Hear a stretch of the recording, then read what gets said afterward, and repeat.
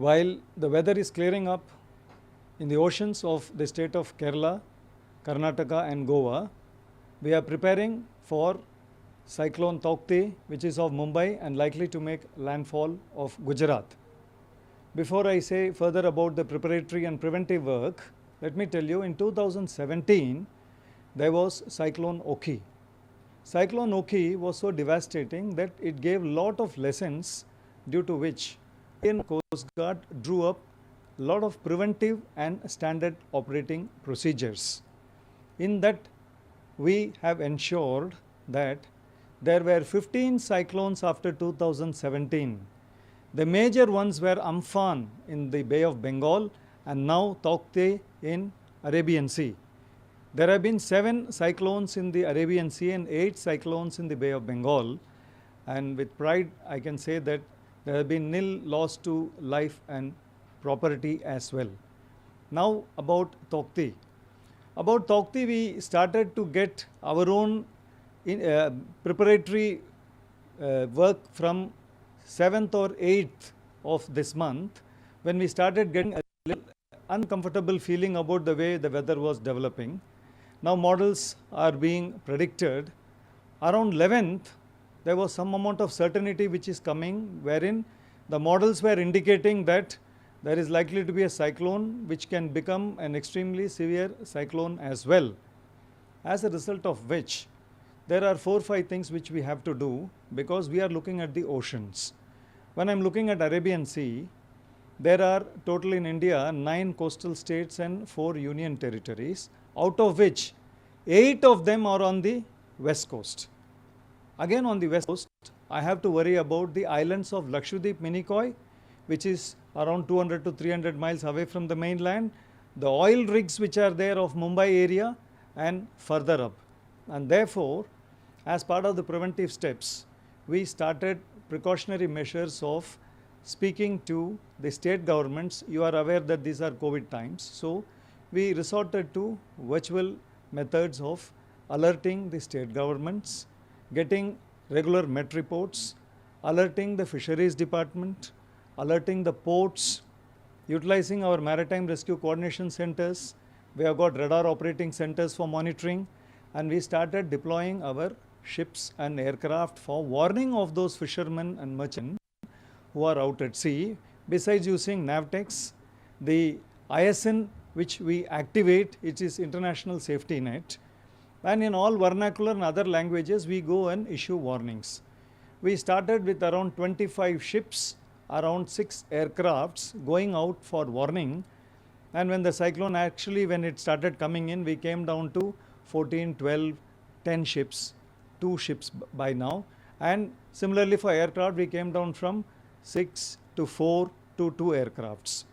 I should also tell you that the maritime rescue coordination centers of all the neighboring countries are also being warned by us, so that many of our fishermen who go out deep into the ocean, if they can't take shelter and come back to us, they have to go and take shelter in some other country. And for us, we have to account for every fishing boat men, in which this time, because of this preventive and proactive action, excellent cooperation from all the departments of the center and state who have stakes in the oceans, as a result of which at this moment I can tell you, last night every fishing boat which was in the ocean has returned. All the people have come back. Around 464 merchant ships were out, all safe and fine, and at this moment there are 4 fishing boats which are out. There was one fishing boat, Badaria, which had 3 crew whom we have saved.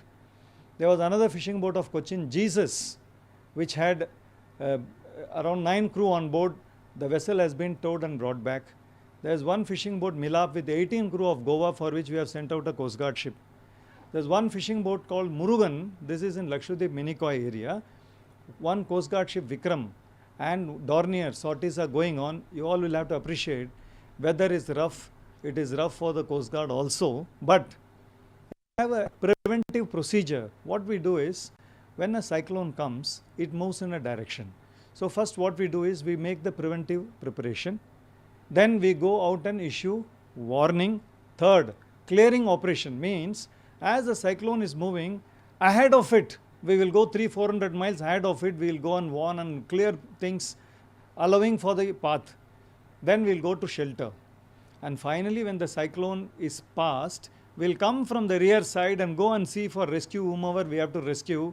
And that's how today Coast Guard Dorniers and ships have already gone out up to Goa, and there's hardly anybody to search and bring them back because everything is safe but for the 3-4 boats which I mentioned to you. But my question is, as per the Coast Guard, what has been the impact of a storm so far, as heavy rain have been less in part of the Kerala and Karnataka? This is an extremely severe cyclonic storm, especially building up when it was holding off Goa for more than 12 hours, and the Lakshadweep Minicoy Island, and if you see the mainland, it was maintaining between 50 to 125 miles, and it was forming a swath and moving northerly direction. It had an area of influence of around 150 to 200 miles, notwithstanding. However severe it is, you will agree with me, the proof of the pudding is in the eating. When all our fishing boats of India and all fishermen have come back, all merchant ships are safe, then I think we have taken the best preventive measures. And in case of rains over land, I am very sure the state governments and the state SDRFs are taking a lot of preventive measure to ensure that there is no losses. But today it is expected to reach the mainland, and how severe it could be, and how are you going to ensure that damage is controlled in terms of loss of lives? Our role as Indian Coast Guard, our motto is Vayam Rakshama, and it is in the oceans.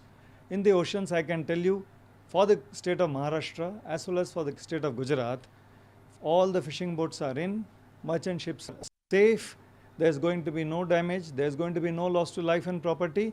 Beyond that, our own assets which are there, we have reshifted them to safe places. We are also keeping some ships in the oceans, deep into the ocean, so that moment the cyclone makes landfall, we will be in a position to mobilize our forces from Goa, from Maharashtra towards Gujarat, and ensure that even if there is one odd stray incident, we are there to ensure our motto, we protect Vayam Rakshama, and we will rescue them.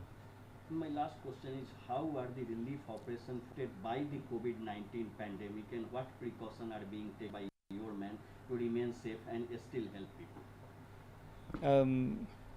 I would like to respond by saying that COVID started on 22nd of March last year.